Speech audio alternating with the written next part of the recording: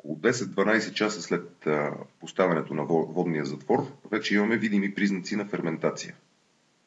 Забелязва се по мехурчетата, които се отделят във водния затвор. Важното в случая е и предназначението на затвора е именно тази да пречи на достъпа на кислород, който може да доведе до вкисване на бирата.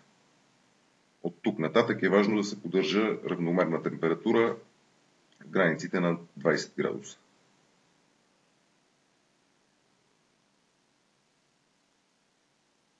На третия ден, когато бурната ферментация вече започва да затихва, се пристъпва към процеса на така нареченото сухо охмеляване. Измерва се нужното количество хмел, който ще бъде добавен директно в ферментатора. Целта ни тук е да подсилим хмеловите аромати и да дадем един още по-приятен и хубав вкус на бирата.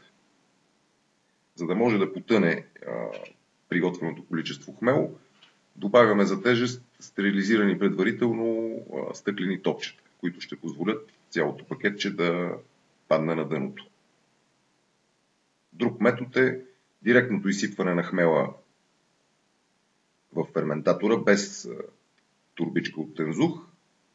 То дава дори още по-силен хмелен аромат.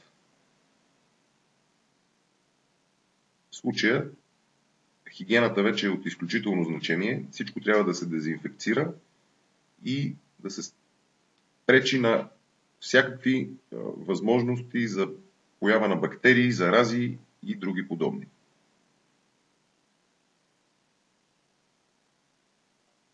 Наличието на пяна на повърхността говори, че все още има процеси на ферментация, но те вече не са толкова бурни, както през първите 3-4 дни.